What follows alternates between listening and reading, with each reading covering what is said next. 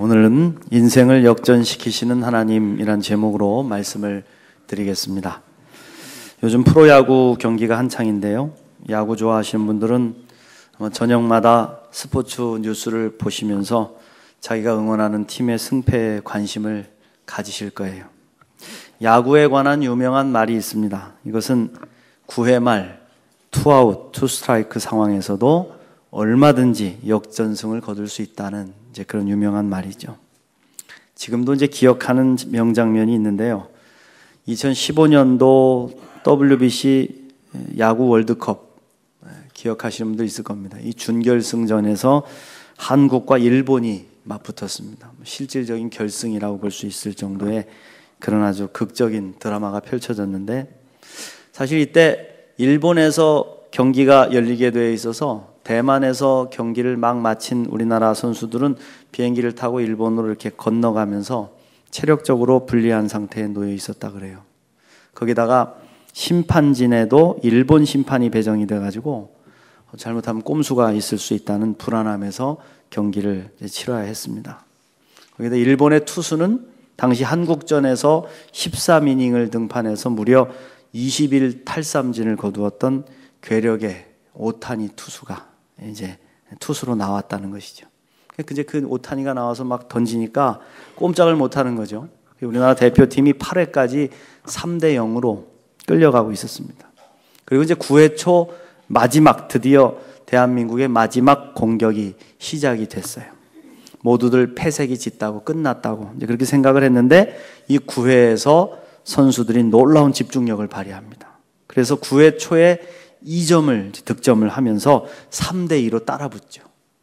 거기서 끝나면 좋은데 우리나라의 대표 타자 이대호 선수가 탁 나가가지고 역전 투런 홈런을 때린 거예요.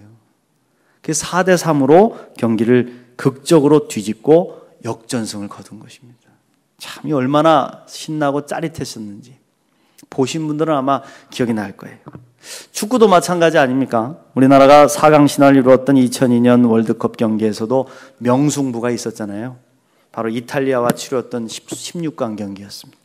계속해서 끌려가던 우리나라가 극적인 동점권 이루고 연장전에 돌입했는데, 여러분 아시다시피 안정환 선수, 페널티킥을 실축했던 안정환 선수가 뒤통수로 그냥 때려 넣어가지고 이탈리아의 골문을 가른 것이죠. 그때 여러분들 같이 응원할 때 다들 부둥켜 안고 얼마나 울었습니까?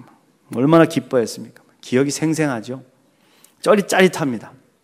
저는 이 대역전승의 시합을 보면서 우리 인생이 꼭 이 스포츠 경기와 같다는 생각을 해봤습니다. 아무도 마지막 회가 끝날 때까지 절대 결과를 예측할 수 없습니다. 마지막 심판의 휘슬이 울릴 때까지 끝난 것이 아니라는 겁니다. 신화적인 야구 선수로 알려진 요기 베라라는 야구 선수가 이런 말을 했습니다. 다 끝나기 전에는 끝난 것이 아니다. 그렇습니다, 여러분. 우리의 인생도 이런 극적인 역전승을 경험하는 사람들이 많이 있습니다. 특별히 우리 그리스도인들, 신앙인들 가운데 이런 역전승을 경험하고 찬송으로 고백하는 사람들이 많다. 왜 그렇습니까? 우리 하나님이 우리의 인생을 역전시키시기 때문입니다. 믿습니까? 우리 하나님은 고통으로 가득 찬 우리 인생에 찾아오셔서 우리의 고통을 기쁨으로 바꿔주시고 슬픔을 영광의 찬송으로 바꾸어 주시는 분이신 줄 믿습니다.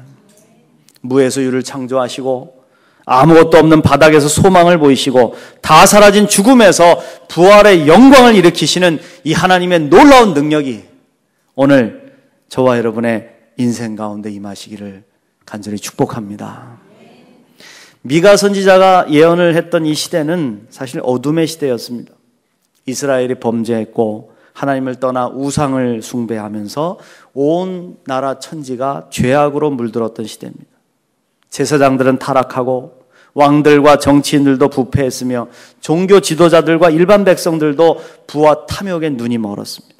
서로 속이고 빼앗고 훔치고 가난한 자들의 고열을 짜서 제비를 불리는 사람들이 넘쳐나는 시대였어요. 거기다가 그렇게 억울한 일을 당하여도 해결해 줄 법이 무너졌던 시대. 그래서 지친 백성들이 절규가 하나님 앞에 상달됐던 시대였다 이겁니다. 하나님은 저들을 사랑하셨기 때문에 더 이상 방치하지 않으시고 그들에게 악을 제거하시기 위해서 심판의 매를 드시는 거예요. 이방 민족을 심판의 도구로 삼으셔서 이스라엘을 정화시키셨다 이겁니다. 그래서 여러분 아시다시피 역사적으로 북이스라엘은 아수르를 통해서 멸망을 당하고 남유다는 바벨론을 통해서 심판을 받게 됩니다. 그래서 다 멸망을 당하게 돼요.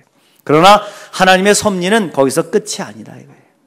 그 인고의 시간을 회개와 겸손으로 견뎌내고 끝까지 믿음을 지킨 남아있는 백성들을 통해서 하나님은 새하늘과 새 땅을 여신다는 거예요. 할렐루야. 그들을 통하여 세상의 소망을 선포하고 생명을 불어넣을 도구로 삼으신다는 것입니다. 고난과 절망을 통해서 놀라운 역전 드라마를 펼치시는 하나님의 섭리가 오늘 우리 말씀 가운데 나오고 있다. 할렐루야. 그 다음에 여러분, 하나님이 이루시는 역전 드라마는 어떻게 펼쳐질까요? 어떻게 이루어질까요? 첫 번째로 하나님의 역전은 약한 자를 택하셔서 강하게 하시는 역전이다. 여러분 믿습니까? 우린 사실 강한 자를 부러워하고 강해지려고 노력하죠. 또 스스로 강한 자가 돼서 인생을 잘 헤쳐나가는 것을 목표로 삶기도 합니다. 그러나 하나님의 역사는 다르다. 우리 하나님의 역전은 달라요. 하나님은 약한 자를 통해서 하나님 능력 나타내시기를 좋아하신다는 거예요. 그래서 하나님의 선택의 손길은 항상 약한 자들을 향하셨다는 겁니다. 오늘 말씀 6절부터 8절을 다시 보십시오. 여호와께서 말씀하시되 그날에는 내가 저는 자를 모으며 쫓겨난 자와 내가 환난받게 한 자를 모아 발을 저는 자는 남은 백성이 되게 하며 멀리 쫓겨났던 자들이 강한 나라가 되게 하고 나 여호와가 시온산에서 이제부터 영원까지 그들을 다스리려 하셨나니 너 양떼의 망대요 딸 시온의 산이요 이전 걷는 곳 딸 예루살렘의 나라가 내게로 돌아오리라. 할렐루야. 마지막 날에 모든 것이 회복될 때 하나님이 모으시는 백성들이 있습니다. 그런데 그들의 모습이 이상합니다. 하나님이 모으시는 백성이요 저는 자 쩔뚝쩔뚝 절면서 오고 쫓겨났던 자들이 다시 돌아오고 환난을 받은 자들이 하나님의 나라 백성으로 선택되더라. 세상에서 인정받지 못하고 큰 소리 한번 쳐보지 못한 사람들, 자신의 신분과 처지에 대해서 자부심을 갖지 못하는 연약한 사람들이 하나님 나라의 백성의 명단에 들어가더라 이겁니다. 저들을 들어서 하나님 나라를 세우실 것인데 그 나라가 세상에서 가장 강한 나라가 된다. 왜 그렇습니까? 하나님이 친히 왕이 되셔서 다스리시는 하나님 나라이기 때문에. 할렐루야. 이것이 여러분 역전시키시는 하나님의 은혜입니다. 약함에서 강함을 드러내시는 하나님의 능력이죠. 예수님도 이 땅에 오셔서 하나님과 같은 방법으로 사람들을 불러 모으시지 않습니까? 예수님께서 제자로 부르시고 함께 다니시면서 구원하신 백성들을 한번 보십시오. 그들은 약한 자들이었습니다. 하나님의 은혜 없이는 살 수 없는 연약한 사람들을 예수님은 불러 모으시고 찾아가셔서 만나주셨습니다. 세리와 창녀와 죄인들과 병든 자들과 문둥병자와 어린아이들을 품으시고 하나님 나라 백성 삼으셨다. 하나님 나라의 복을 누리는 백성은 어떤 백성입니까? 심령이 가난한 자, 애통하는 자, 온유한 자, 의에 줄이고 목마른 자, 긍휼히 여기는 자, 마음이 청결한 자, 화평케 하는 자, 의를 위해서 박해를 받은 자들이다. 결코 강한 자, 능력 있는 자가 아니다 이겁니다. 그래서 여러분, 하나님은 모세를 사용하시기 위해서 그의 세상의 힘과 육신의 능력을 다 내려놓을 때까지 기다리셨고, 요셉을 사용하기 위해서 구덩이와 감옥에 갇히는 고난 속에서 연단하셨습니다. 야곱을 사용하시기 위해서는 어떻게 했습니까? 야복강에서 하나님의 천사와 씨름할 때 실컷 두드려 맞아가지고 환도뼈가 부러져서 비참한 모습으로 절룩거릴 때까지 두고 보신 것이죠. 룻과 나오미를 보십시오. 이방으로 이사를 가서 가져간 재산 다 사라지고 남편 죽고 아들 죽고 아무것도 남아있지 않을 때 그들의 연약함을 들어서 인류를 구원할 예수 그리스도의 혈통을 잇는 놀라운 도구로 사용하시지 않습니까? 이게 하나님의 능력이라. 약할 때 강함 되는. 인간의 혈기가 꺾이고 스스로 무엇이든지 할 수 있다는 자만이 무너지고 가지고 있는 능력과 건강이 사라져서 하나님의 은혜 없이는 살 수 없을 때 하나님만을 구하는 이 연약함에 물들 때 하나님은 우리 속에서 주님의 능력을 나타내시더라. 할렐루야. 그래서 사도 바울은 고백한 거 아닙니까? 고린도서 12장 9절부터 10절 말씀에 나에게 이르시기를 내 은혜가 내게 족하도다. 이는 내 능력이 약한 데서 온전하여짐이라 하신지라. 그러므로 도리어 크게 기뻐함으로 나의 여러 약한 것들에 대하여 자랑하리니 이는 그리스도의 능력이 내게 머물게 하려 함이라. 그러므로 내가 그리스도를 위하여 약한 것들과 능욕과 궁핍과 박해와 곤고를 기뻐하노니 이는 내가 약한 그때에 강함이라. 할렐루야. 여러분, 하나님 앞에서 이런 약한 사람들이 모여서 하나님의 능력을 이루는 것이 교회입니다. 약한 사람들, 병든 사람들, 죄인들, 가난한 사람들, 의지할 곳 없는 사람들, 하나님의 은혜 없이는 살 수 없는 사람들이 모이는 곳이 교회인 거예요. 그러나 약한 자 위에 하나님의 능력이 부어질 때 그 능력으로 또 위대한 일을 이루는 것이 하나님의 몸된 교회인 줄 믿습니다. 그래서 저는 우리 양천교회가 자랑스럽습니다. 우리 모두가 약한 사람들이기 때문에. 그런데 약하지 않아요.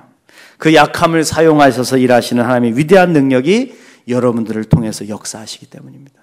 믿습니까? 사랑하는 성도 여러분, 약함을 두려워하지 마십시오. 나는 왜 이렇게 약할까? 나는 왜 이렇게 못났을까? 나는 왜 이렇게 잘 안 풀릴까? 나는 왜 이렇게 가난할까? 나는 왜 이렇게 능력이 없을까? 자책하지 마십시오.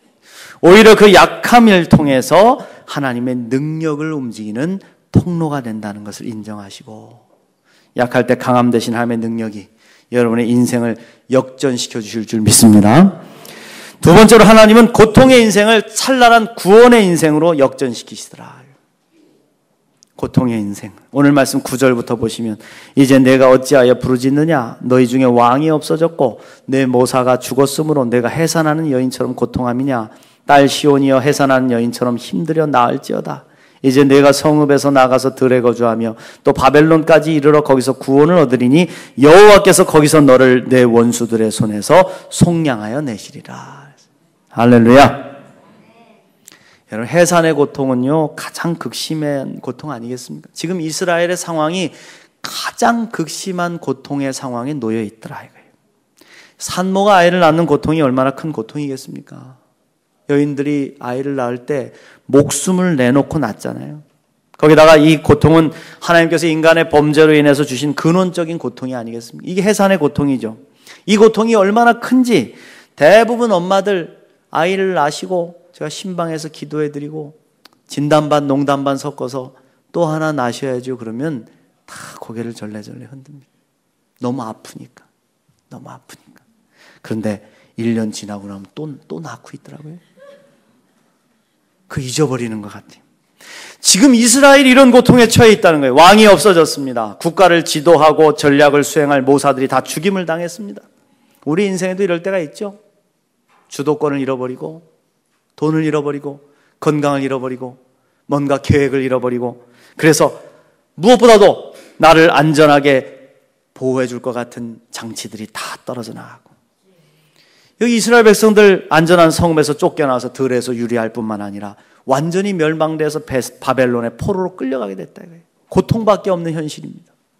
그런데 하나님은 이러한 고통을 바꾸셔서 구원하시겠다고 약속하셨다. 할렐루야. 고통의 클라이막스에서 구원과 속량을 베푸시는 하나님의 은혜가 우리 인생을 드라마로 만드시더라고요. 마치 해산의 고통으로 두려움 속에서 아파하던 여인이 건강하게 아이를 출산하고 그를 품에 안고 기뻐하는 것과 같은 모습이에요. 너무 힘들었죠. 10달 동안 뱃속에서 두고 너무너무 힘들고 그리고 해산할 날이 다가오면 두려워. 목사님 기도해 주세요. 잘 낳기 기도해 주세요. 낳다가 죽지 않게 기도해 주세요. 두렵죠. 또 출산하는 시간에 얼마나 고통이 몰려옵니까? 그런데 아이를 다 건강하게 낳고 품에 안은 기쁨, 이 해산의 고통을 잊게 하더라. 할렐루야.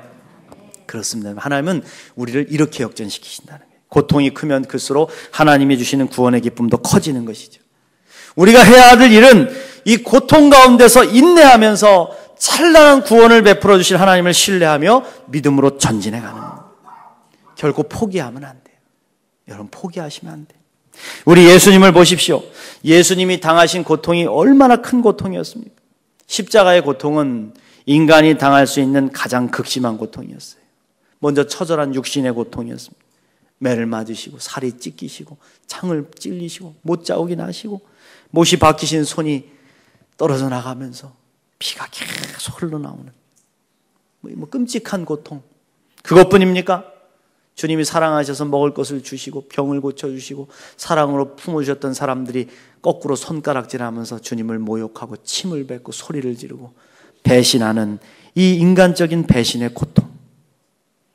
그리고 십자가 위에서 엘리 엘리 라마 사박다니 나의 하나님 어찌하여 나를 버리셨나이까 외치실 때도 침묵하셨던 하나님께서 영적으로 침묵하시는 이 영적인 고통, 영적인 상처까지 우리 예수님이 이루 말할 수 없는 고통을 당하셨다. 그런데 십자가의 길을 포기하지 않으심은 그 고통을 통과하면서 우리가 누리게 될 구원의 기쁨을 보셨기 때문이다.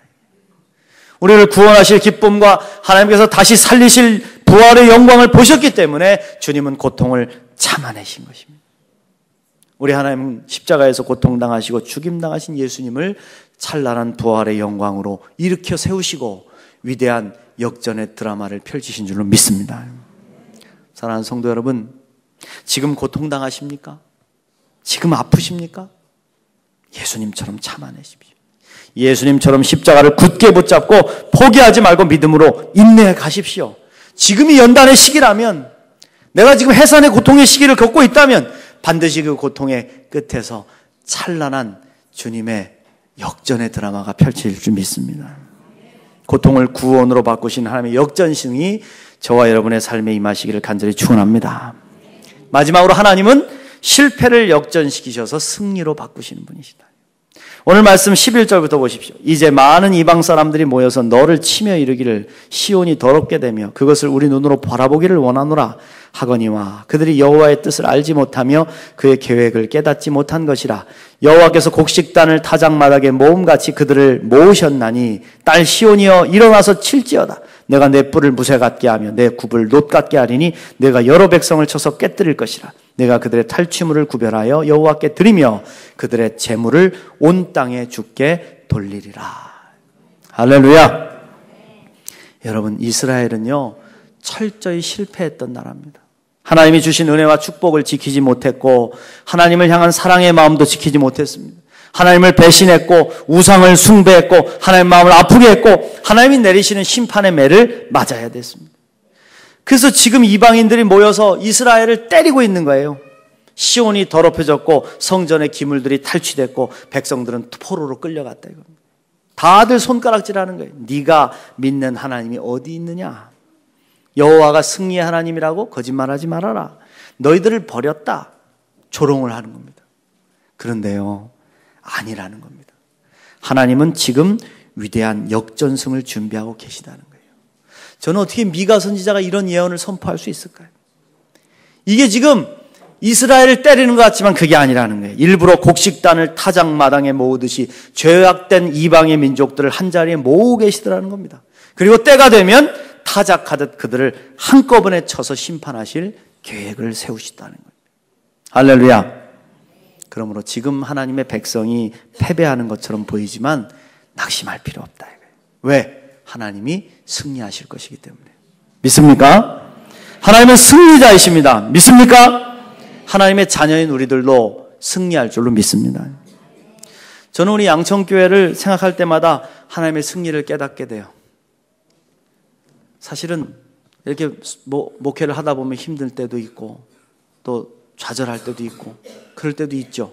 그런데 하나님께서 역사하신 우리 교회의 모습을 보면 용기가 나요. 여러분, 우리 양천교회는 패배한 교회였습니다. 철저하게 패배한 교회였습니다. 120년 가까운 역사를 가지고 있으면서도 언제나 다투고 분열하고 성장하지 못하는 교회였어요. 조금 클만 하면 싸우고 목회자 내쫓고 다시 분열하는 일들이 반복되었습니다.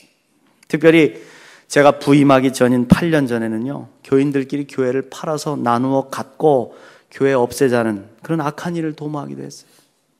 결국은 노회가 친히 개입해가지고 교인들을 치리해서 정리하고 목사님과 교인 두 분만 남아있는 연약한 교회가 됐어요. 동네에서는 나간 교회다, 이단 교회다는 소문이 나 있었고 노회에는 사곡교회 이렇게 등재돼가지고요, 아무도 오려고 하는 사람들이 없었습니다. 설상가상으로 섬기시던 목사님이 사임하시고 다른 교회로 이동하시고요, 교회는 6개월 동안을 방치가 돼 있었습니다. 패배한 교회였어요. 패배심으로 가득 차 있는 교회였습니다. 저도 양천교회 오고 싶지 않았습니다. 저 싫었습니다. 새롭게 개척하는 것이 깨끗하지, 실패한 과거의 모습과 지역으로부터의 어두운 이야기를 떠안고 목회하는 것이 얼마나 어려운 일인가를 알았기 때문에 저도 좋은 소문과 훌륭한 전통을 가진 교회에 가고 싶었습니다. 주님께 기도했어요. 주님, 나를 다른 곳에 보내주십시오. 저도 그런 교회 보내주십시오. 근데 하나님께서 저를 강권적으로 보내시더라고요. 다른 통로는 다 막으시고 양천교회로만 길을 여시더라고요. 그래서 저는 순종할 수밖에 없었습니다. 주님의 강권하심에 이끌려오면서 눈물로 기도했어요. 좋습니다, 주님. 제가 순종하겠습니다. 그러나 제가 아닌 하나님이 행하실 줄 믿습니다. 실패하고 무너진 교회를 다시 일으켜 세워주십시오. 무너진 교회라고, 나쁜 교회라고 비방하고 손가락질하는 저들로부터 우리 양천교회를 찬란하게 일으켜 세워주십시오. 우리 교회가 하나님의 자랑이 되게 하시고 승리가 되게 하실 줄 믿습니다. 그리고 8년의 세월이 흐른 겁니다, 여러분. 우리는 지금 하나님이 행하신 놀라운 역전을 보고 있는 것이죠. 할렐루야. 하나님은 우리 인생을 역전시키시는 분이신 줄 믿습니다. 지금 약하고 고통스럽고 실패한 것 같아 보여도 아니다. 아니에요. 하나님이 일하고 계시다. 최후에 웃는 자가 승리자입니다. 하나님이 끝났다고 하시기 전에는 끝이 아닙니다. 우리 인생은 하나님이 도와주시면, 하나님이 마음만 먹으시면 언제든지 역전될 수 있습니다. 믿습니까? 그러므로 지금 현실이 아무리 어렵고 막막하더라도 낙심하지 마세요. 현실을 우리 힘으로 바꿀 수 없다면 마음을 바꾸세요. 생각을 바꾸세요. 하나님이 하신다. 하나님의 도우심으로 내 인생을 반드시 역전시킬 수 있다. 할렐루야. 하나님의 도우심으로 반드시 내 가정을 변화시키실 수 있다. 하나님의 도우심으로 우리 교회와 이 민족을 부흥시키실 수 있다. 믿습니까? 네, 이 확신과 꿈을 가지십시오. 약한 나를 강하게 하시고 고통의 자리를 구원의 자리로 바꾸시며 패배의 슬픔을 승리의 기쁨으로 역전시키시는 하나님의 능력이 오늘 사랑하는 성도들의 연약함과 고통 속에 임하셔서 여러분의 인생을 찬란하게 역전시키시는 주님의 드라마가 펼쳐지시기를 주님의 이름으로 축원합니다.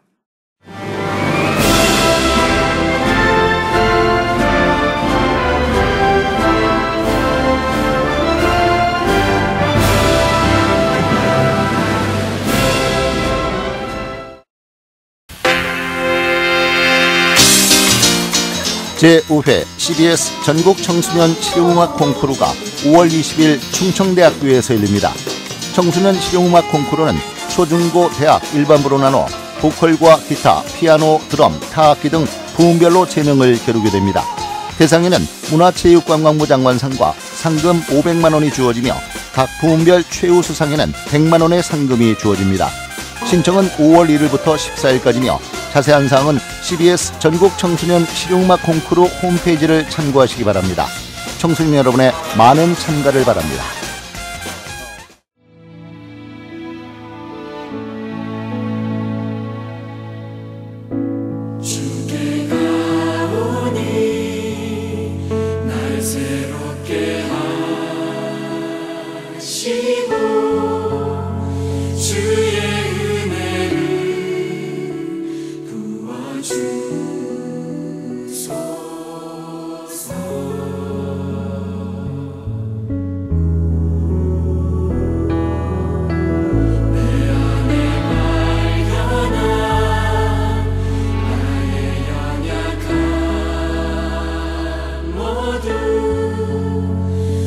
벗어지리라.